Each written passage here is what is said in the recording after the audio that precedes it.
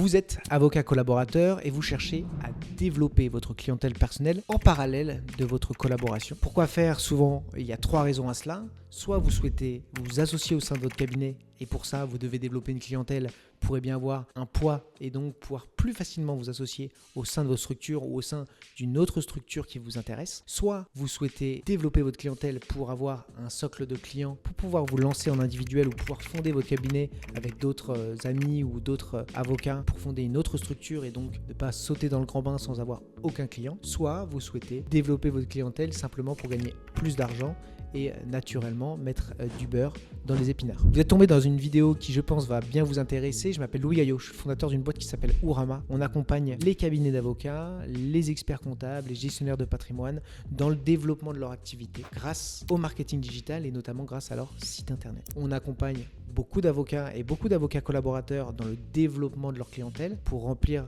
des objectifs qui leur sont propres. C'est soit effectivement de s'associer, soit de fonder leur structure sans stress et sans commencer de zéro, soit pour gagner plus d'argent. Et donc, l'idée de cette vidéo, c'est de vous présenter des stratégies qui me semblent pertinentes, que vous pourrez mettre en place pour votre propre activité. Bien entendu, si vous voulez quelque chose de beaucoup plus personnalisé, parce que forcément, je vais devoir être un petit peu généraliste sur certains points, vous pouvez prendre contact avec nous. On réalise des petits audits stratégiques où on discute très clairement avec vous pendant une bonne demi-heure sur votre situation et en fonction de votre situation, on vous propose des stratégies qui fonctionnent ou du moins qui fonctionnent pour nos clients que vous pourrez mettre en place en fonction de plusieurs critères. Ces critères, qu'est-ce qu'ils sont? À mon sens, il y a plusieurs choses qui vont déterminer votre stratégie. La première chose, c'est votre domaine d'intervention et la typologie de clients sur lequel vous allez chercher à développer. Globalement, votre stratégie va grandement changer en fonction si vous touchez des particuliers, par exemple si vous êtes en droit pénal, en droit social côté salarié, ou si vous cherchez à toucher des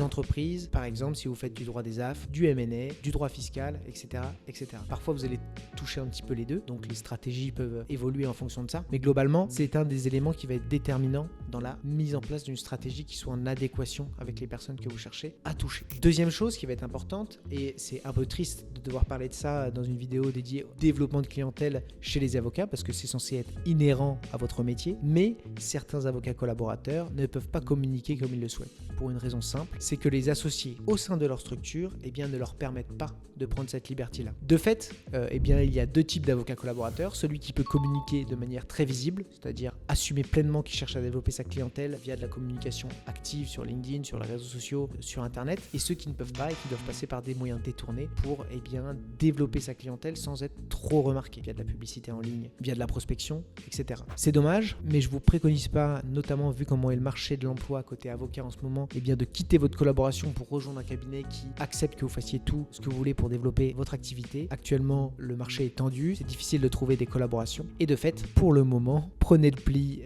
de mettre en place une stratégie en adéquation avec la vision qu'ont vos associés au sein de votre cabinet. Ce que je préconise néanmoins, parce qu'on reste des humains et quand les choses sont bien amenées, souvent ça passe beaucoup mieux, de discuter de ça avec vos associés pour leur dire voilà, je cherche à m'associer, je cherche à prendre de l'ampleur dans cette structure et je vais développer ma clientèle. Est-ce que vous voyez ça d'un bon œil? Est-ce que vous acceptez qu'on le fasse sans que ça me retombe dessus? C'est naturel de le faire et à la limite de poser la question. Et eux, je pense, en tout cas avec des échos que j'ai, les associés le prennent très bien. Parfois même, ça éveille un peu leur curiosité à votre égard. Et il est même arrivé que suite à ce type de conversation, des personnes se fassent associer parce qu'ils se disent « Ok, là on a un gars qui a envie de développer et qui est ambitieux, prenons-le dans la structure. » Je ne dis pas que ça vous arrivera, mais ça peut aider. La première chose dans votre stratégie qu'il va falloir mettre en place, c'est votre positionnement. Vous êtes avocat collaborateur, vous avez minimum 40 voire 45 heures de travail dédiées par semaine à votre cabinet d'avocat. De fait, vous n'avez pas beaucoup de temps. Donc, allez chercher à mettre en place un positionnement. Et quand je parle de positionnement, je parle quel segment de clientèle je vais cibler en fonction de mes connaissances à moi. Ça ne sert à rien d'avoir un positionnement beaucoup trop large. La collaboration, c'est un super terreau pour tester un positionnement de niche qui est beaucoup plus efficace en matière de communication. Pourquoi? Parce que lorsqu'on va parler aux TPE, PME françaises, en fait, on parle à tout l'écosystème français. Je donne l'exemple côté B2B. Et donc, en fait, on ne parle à personne. Vous allez être invisibilisé comme n'importe quel avocat qui est trop généraliste. Surtout si, par exemple, vous êtes à Paris ou si vous n'exercez pas dans une petite ville, qui est d'ailleurs un élément déterminant de votre stratégie. Et de fait, moi, ce que je vous préconise, c'est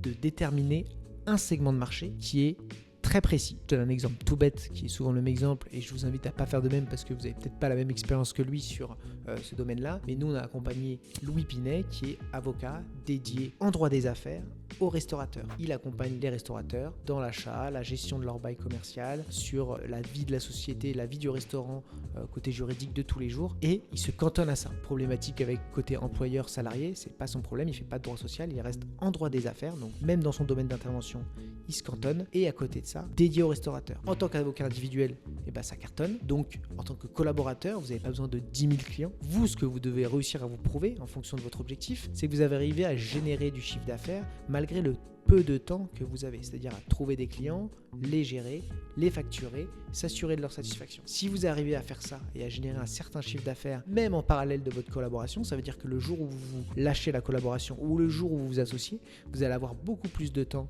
à dédier à votre développement et donc en règle générale, c'est que ça va bien marcher pour vous. C'est un peu le pari de la collaboration et donc plutôt qu'aller vous perdre dans un positionnement beaucoup trop large, on va essayer de segmenter au mieux. Et donc regardez quelles sont mes expériences, quel type de dossier j'ai réalisé jusqu'alors. Peut-être que vous avez fait un stage dans une direction juridique autour d'un secteur bien particulier et vous avez développé une compétence particulière. Peut-être que vous aimez un secteur en particulier, peut-être que vous avez des connaissances à réseau dans un secteur, peut-être que vous allez tout simplement prendre le pli de vous renseigner à fond sur un domaine d'activité particulier et donc avoir une approche autour de votre domaine d'intervention. C'est-à-dire, si je suis avocat en droit social, ok, quelle typologie d'acteurs ont des besoins spécifiques en droit social. Une fois que vous avez fait ce travail de positionnement, qui n'est pas un travail facile, et pour ça je vous invite, pour vous aider sur ces sujets-là, à suivre Valentin Tonti-Bernard, qui est mon associé, qui est vraiment un expert sur ce sujet de positionnement marketing, et qui tous les jours partage du contenu sur ce sujet-là. C'est vraiment une pointure là-dessus, quelqu'un de très intelligent, donc suivez-le sur LinkedIn et vous allez voir, au fur et à mesure du temps, vous allez apprendre beaucoup de choses. Une fois que vous avez fait ce travail de positionnement, super, vous savez qui vous voulez toucher, vous allez voir, ça va être beaucoup plus simple d'aller les chercher à entrer en contact avec eux. Vous avez plusieurs moyens d'aller toucher ces personnes. Et c'est là où on distingue deux choses en marketing. C'est l'inbound marketing, ça veut dire le fait d'aller attirer les gens vers soi, et l'outbound, ça veut dire d'aller directement chercher ces personnes. Et dans ces stratégies, il y a plein de choses qu'on peut réaliser. Maintenant que vous avez déterminé justement qui vous allez toucher, pour aller essayer de les attirer ou d'aller les chercher, ça va être beaucoup plus simple. Parce que pour les chercher, il vous suffit déjà de segmenter un petit peu quelle typologie de personnes. Je donne un exemple tout bête. Je cherche à toucher les hôteliers en droit social, eh bien je vais aller chercher tous les DRH de groupes hôteliers sur LinkedIn ou sur des annuaires ou via des sites internet, etc., etc. Ça va être beaucoup plus simple de déterminer les acteurs clés. Pareil, vous pouvez chercher les gérants d'hôtels, de plus petits groupes, etc., etc. Pareil sur votre LinkedIn, si vous développez votre clientèle sur LinkedIn ou sur votre Instagram ou les sujets que vous allez aborder sur tous ces sujets-là, eh bien en matière de communication, ça va être beaucoup plus simple parce qu'ils vont avoir des besoins très spécifiques, donc vous allez pouvoir déterminer quels sont ces besoins et vous allez pouvoir derrière proposer des contenus qui répondent à ces questions-là. Ça peut être décliné sous plein de formats, ce qu'on va voir là en matière de stratégie aujourd'hui parce que vous avez peu de temps et donc vous pouvez pas non plus tout faire, c'est-à-dire publier sur LinkedIn, avoir un site internet hyper quali avec un super blog, faire de la publicité, prospecter, aller à des événements, s'inscrire à tous les réseaux, les webinaires, etc. Voilà, c'est pas possible de tout faire, vous avez un temps qui est compté. Pour moi, pour les avocats collaborateurs, il y a une stratégie qui fonctionne super bien à mon sens. C'est dans un premier temps, pour devenir une référence sur ce secteur-là, c'est de faire en sorte que tous mes éléments déjà de matière de communication soient dédiés autour de l'acteur. Je m'explique. La plupart des gens, lorsqu'ils vont entendre parler de vous, ils vont regarder qui vous êtes, ce que vous faites. Et pour ça, ils vont taper votre nom sur Internet, ils vont regarder votre nom sur LinkedIn, même si vous les avez rencontrés dans un événement, même si on vous a recommandé, ou même si on tombe sur votre site Internet par hasard, les gens vont aller regarder qui vous êtes. Et ça, Louis Pinet l'explique très très bien dans le podcast qu'on a réalisé sur le positionnement. Ils vont se dire, il faut que ce soit cohérent pour que la décision de prendre contact avec vous soit la plus facile à prendre, c'est-à-dire pousser la prise de décision positive. Et donc, que ce soit sur votre LinkedIn, que ce soit sur votre site internet, que ce soit sur vos cartes de visite, sur tout ce que vous allez présenter au monde, sur votre Google My Business, etc., il va falloir que ce positionnement, il transpire. Donc, si je suis toujours avocat en droit social dédié aux hôteliers, il faut que ce soit ma tagline sur LinkedIn, il faut que ce soit ma phrase d'accroche, la première phrase qu'on voit sur mon site internet, il faut que ce soit ce qu'on retrouve sur mon Google My Business lorsque les gens vont taper mon nom sur le web. C'est faire en sorte, parce que vous n'avez pas le temps de mettre en place plein de choses, c'est que tous les éléments statiques qui demandent à être faits qu'une seule fois, le site web, votre Google My Business, votre profil LinkedIn, ce soit tourné autour de votre domaine d'intervention et de votre cible. Vous allez me dire, oui mais j'ai peur d'afficher trop mon positionnement, j'ai peur de perdre des clients potentiels parce qu'en fait, s'il y a quelqu'un qui n'est pas dans cette cible-là, qui m'entend parler de moi, il ne va pas prendre contact avec moi. Oui, certains le prendront contact avec vous quand même. Oui, vous allez perdre du monde.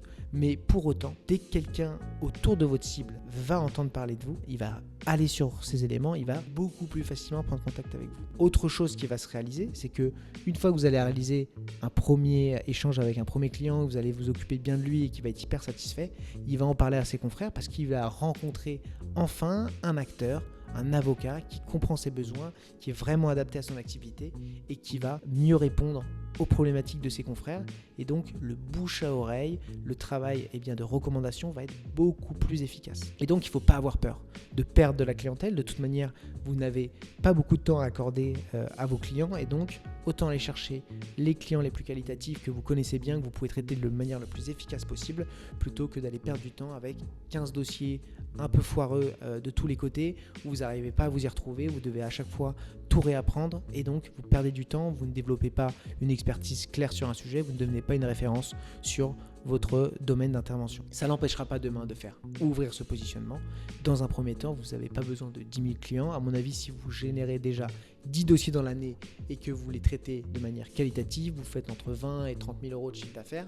Et pour une première année en collaboration, c'est tout à fait acceptable et possible. Néanmoins, et c'est ce qu'on dit depuis le début, on n'a pas trop le temps d'aller chercher des clients lorsqu'on est avocat collaborateur parce qu'on est pris par notre collaboration. Malheureusement, il va falloir passer un petit peu à la caisse pour avoir des outils qui vous permettent de générer de la clientèle sans forcément passer du temps à le faire. C'est le principe de la publicité, on paye, derrière on reçoit des choses. Pour ça, qu'est-ce qu'il me faut ? Il y a beaucoup d'avocats collaborateurs qui nous contactent pour créer une page simple autour de leur activité. Je vous donne un exemple tout bête. Lorsque je tape sur internet avocat dédié aux hôteliers ou je sais pas moi, licenciement, groupe hôtelier, avocat. Je vais tomber sur différents sites d'avocats et je vais aller sélectionner à l'intérieur. Dans cette sélection, il va y avoir dans un premier lieu les liens sponsorisés, il va y avoir les recherches organiques de Google. Bien entendu, c'est génial dans les recherches organiques de Google, mais ça prend du temps. Vous n'avez pas le temps de générer du contenu sur votre site. C'est beaucoup plus compliqué que de payer et d'être dans les premiers résultats. Donc ce que je préconise, et c'est du bon sens, c'est vous déterminer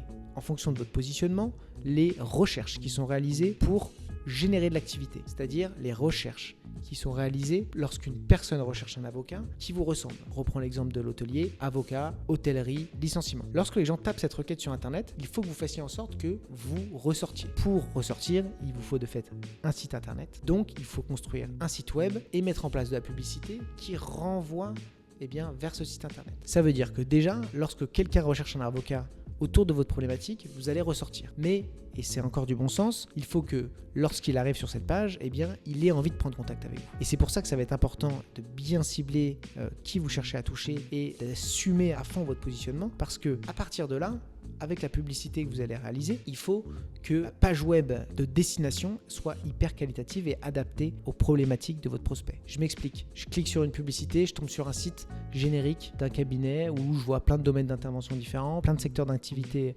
différents. Bref, je suis tombé sur un site généraliste. Moi, j'avais une problématique précise. Je tombe sur quelqu'un qui répond à plein de problématiques différentes. Je passe mon tour, je quitte la page et je vais chercher quelqu'un de beaucoup plus adapté. Ce qui est bien avec Google Ads, c'est qu'on va pouvoir choisir les mots-clés sur lesquels on va apparaître et ensuite renvoyer les personnes qui font cette recherche vers notre page de destination. Et donc cette page de destination, elle doit être hyper quali. Ça veut dire que dès l'accueil, je dois voir maître, machin, avocat dédié aux hôteliers en matière du droit du travail, licenciement, plan social, formation RH, etc., etc. Ensuite, le contexte, vous êtes un hôtel, vous avez des problématiques sur ce sujet, ce sujet, ce sujet. Notre solution, nous, on accompagne sur ces sujets de manière fluide avec des prix transparents.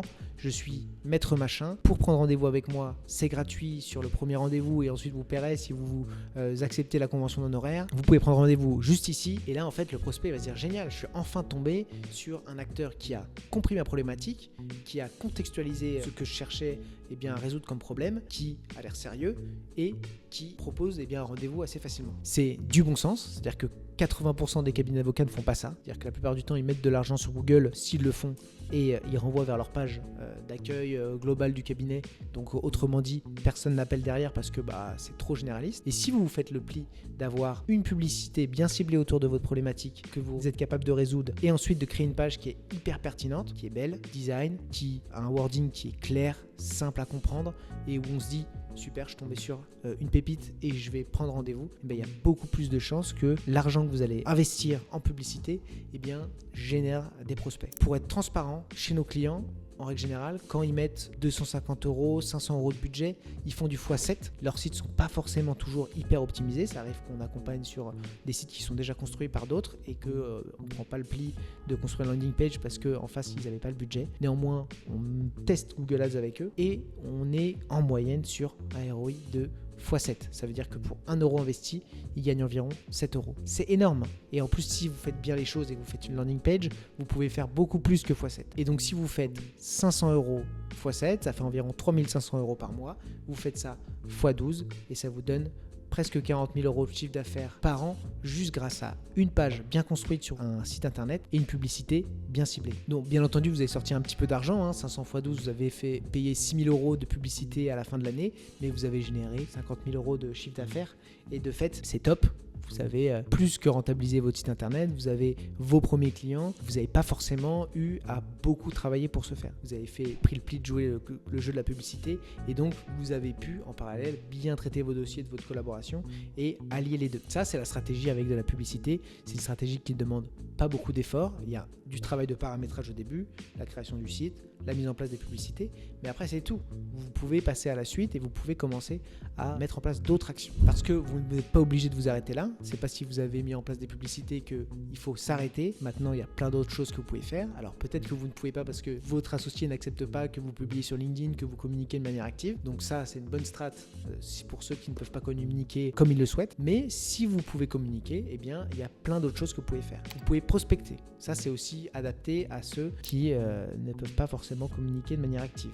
C'est-à-dire envoyer des messages à, reprenons notre exemple, des DRH de groupes hôteliers, de proposer des audits gratuits, des contrats de travail à des gérants d'hôtellerie, de proposer des conseils gratuits à des personnes via des messages. Pourquoi je dis de proposer des choses gratuites ? Parce que allez envoyer un message sur LinkedIn, vous en recevez tous les jours des personnes qui vous demandent de passer par eux pour leur service. Plus personne ne convertit grâce à ça. Aujourd'hui, il faut arriver, proposer quelque chose d'intéressant et donc vous pouvez mettre en place un système de prospection. Pour ça, plusieurs manières de faire. Vous pouvez le faire de manière à la main, c'est-à-dire vous allez sur LinkedIn, vous ajoutez des gens, vous allez sur Instagram, vous ajoutez des groupes hôteliers, vous allez sur des sites internet, vous récupérez les emails des DRH et vous leur envoyez un petit mot en disant voilà, je m'appelle Maître Machin, j'accompagne les hôtels dans l'amélioration de leur process RH. J'ai remarqué que dans votre hôtel, vous étiez ce nombre-là, donc il y a cet enjeu-là qui va arriver bientôt. Est-ce que ça vous intéresse qu'on réalise un petit audit rapide ? Ça ne vous coûtera rien, mais on pourra discuter pendant une petite demi-heure. Est-ce que le cœur vous en dit ? C'est très artisanal, mais ça fonctionne très très bien pour certains. Et après, vous pouvez faire du semi-automatisé ou de l'automatisé via des outils comme Wallaxy, Lemlist. J'ai fait des vidéos sur le sujet que vous pourrez regarder sur la chaîne YouTube d'Ourama. Mais globalement, c'est d'envoyer des messages. Vous listez un certain nombre de personnes, par exemple sur LinkedIn, tous les DRH effectivement de groupes hôteliers, vous leur envoyez un message de proposition d'audit et derrière, vous voyez ce qui tombe. Et donc, ça vous fait de 1 développer votre audience parce que vous développez votre réseau grâce au fait d'ajouter des gens sur LinkedIn. Vous ajoutez par exemple leur mail aussi dans un outil de gestion et derrière, peut-être qu'il y a des personnes qui vont vous répondre. Il ne faut pas avoir peur d'envoyer pas mal de messages. Ce type de stratégie, souvent, il faut quand même attaquer un peu du gros pour avoir un peu un taux de retour parce qu'il y a une question de tempo. Parfois, la personne ne va même pas lire votre message. Parfois, elle va être super intéressée. Parfois, elle va vous envoyer chier. C'est le principe de la prospection. Mais si vous arrivez avec quelque chose d'intéressant, un audit, un guide, un modèle de doc, une proposition intéressante ou alors un article qui est vraiment pertinent pour eux, eh bien, il y a de fortes chances que les gens soient beaucoup plus enclins à vous parler. Ça marche très bien pour des collaborateurs. J'ai d'ailleurs beaucoup d'avocats collaborateurs qui me disent « Moi, j'ai peur parce que je suis collaborateur ». Je vous arrête tout de suite. Les gérants d'hôtel, ils n'ont aucune idée de la différence entre un collaborateur et un associé. Donc, vous ne prenez pas la tête avec ça. Ils s'en foutent complètement. Et pour ceux qui connaissent, ils diront peut-être même « Tiens, un collaborateur qui a l'air smart, il va me coûter moins cher que le gros cabinet. Et donc, je prends le pli de le contacter. » Ça, c'est des stratégies en sous-marin. C'est-à-dire que personne ne voit que vous développez, ou du moins seulement les personnes que vous cherchez à toucher ou les personnes qui tapent des mots-clés sur Internet. Maintenant, il y a des stratégies beaucoup plus visibles qui sont sur vos réseaux sociaux, etc. Si vous avez le temps de développer une audience, de développer une communication, c'est génial. Pourquoi ? Parce que ça va beaucoup jouer sur la durée. Créer une audience autour d'un secteur déterminé. Vous voyez, moi, ça fait 3 ans, 4 ans presque que je suis chez les avocats. J'ai enfin, grâce au podcast, grâce à tout ce qu'on met en place, une audience qui est intéressante et beaucoup d'avocats qui nous suivent. Mais au début, j'étais personne et personne n'écoutait ce que je racontais. Aujourd'hui, j'ai pas non plus, je suis pas écouté écouté par toute la place. Néanmoins, il y a beaucoup d'avocats qui suivent nos conseils et c'est un processus qui est long. Pour autant, c'est un processus qui rapporte parce qu'aujourd'hui, on est une dizaine dans l'agence, on est une belle agence qui tourne bien. Donc, un peu comme vous, comme un avocat, vous allez devoir mettre en place un processus pour créer cette audience-là. Pour ça, vous allez devoir déterminer quelque chose de très simple, c'est quel canal utilise ma cible. Est-ce que mes clients sont sur Instagram? Est-ce que mes clients sont sur LinkedIn? Est-ce que mes clients font des recherches d'articles? Est-ce que mes clients ne sont que dans des réseaux d'entreprises? Est-ce qu'ils sont que à des événements? Ça dépend vraiment de votre positionnement. Mais ce qui est bien, c'est que puisque vous êtes positionné et que vous avez choisi un segment particulier, vous allez pouvoir mettre de côté tous les réseaux qui servent à rien. Je vous donne un exemple tout simple. Si vous êtes avocat côté hôtelier, les DRH d'hôtelier, ils sont beaucoup sur LinkedIn. Les DRH d'hôtelier, je pense qu'ils sont aussi pas mal sur Instagram. Et je pense que les DRH hôteliers, ils font beaucoup de recherches juridiques sur Internet. Et donc, voilà, vous avez 3 canaux d'acquisition digitaux qui sont intéressants. Pareil, il y a de fortes chances qu'il y ait des salons dédiés au monde de l'hôtellerie. Pourquoi pas le salon de l'emploi ou ce genre de choses. Pourquoi pas aller en tant que visiteur. J'ai fait une vidéo sur comment se comporter sur un salon, comment développer sa clientèle sur un salon qui est très bien sur ce sujet-là. Bref, en fonction de la cible que vous allez toucher, vous allez vous positionner sur les canaux. Ça ne sert à rien de les multiplier. Dans un premier temps, si vous choisissez 2-3 bons canaux et vous allez prendre le temps de développer une audience sur ces canaux-là, ça peut très bien fonctionner. S'il y a de la recherche juridique qui est réalisée, écrivez des articles intéressants sur ce sujet. Vous pouvez très bien prendre le pli de créer un site internet avec un super blog où vous allez pouvoir créer du contenu à l'intérieur, et sur ce blog, vous allez pouvoir partager ça directement sur LinkedIn. Comme ça, vous faites pierre de coups. Vous partagez des choses intéressantes sur LinkedIn, vous développez une audience sur LinkedIn. Cette audience va sur votre site internet. Elle se dit putain, qu'est-ce qu'il est intelligent. Il prend contact avec vous via votre communication au fur et à mesure du temps, et derrière vous développez une audience qualifiée, plutôt que de communiquer sur tout et un peu n'importe quoi, de le faire à moitié parce qu'il faut publier aussi sur Insta, parce qu'on m'a dit que TikTok ça se développe bien, parce que il fallait avoir un blog, mais finalement on m'a dit que les blogs ça servait à rien.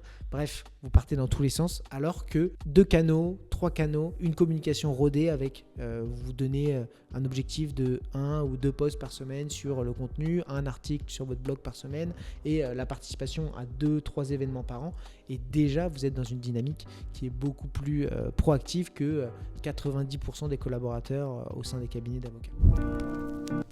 Donc si je devais retenir quelque chose de ces stratégies, à mon sens, la stratégie la plus efficace pour générer rapidement du business et vite commencer à voir si vous pouvez avoir de la traction sur votre positionnement, c'est landing page autour de d'une problématique et de la publicité Google Ads. Tout de suite, vous allez voir s'il y a des clients qui recherchent. Et si vous avez besoin d'aide sur ce sujet-là, on va vous aider. Nous, on a des super résultats et il y a beaucoup d'avocats collaborateurs qui se sont lancés suite à un accompagnement avec nous. Deuxième chose, c'est de communiquer et de développer une audience le plus tôt possible. Plus vite vous avez déterminé votre positionnement, plus vite vous allez pouvoir lancer le développement d'une audience. Le plus important dans cette collaboration, c'est oui, vous devez développer des compétences techniques, mais vous devez surtout apprendre à développer, c'est-à-dire savoir comment aller chercher des clients, comment les fidéliser. Une fois que vous avez réussi ça, une fois que vous avez déjà réussi à avoir une petite dizaine de clients qui vous recontactent de temps en temps, que ça se soit bien passé et que vous savez comment aller en chercher 20, puis 30, puis 40, en fait vous avez déjà gagné. Bien entendu, le monde change et ce ne sera pas tous les jours aussi simple. Pour autant, vous l'avez déjà fait, donc vous pouvez le refaire plus vite, plus fort, et donc c'est beaucoup plus simple et vous êtes beaucoup plus serein par rapport aux futures années professionnelles que vous allez vivre. J'espère que ça vous a plu et puis je vous souhaite à tous un excellent développement. À très vite et n'hésitez pas si vous avez besoin d'accompagnement sur tous ces sujets.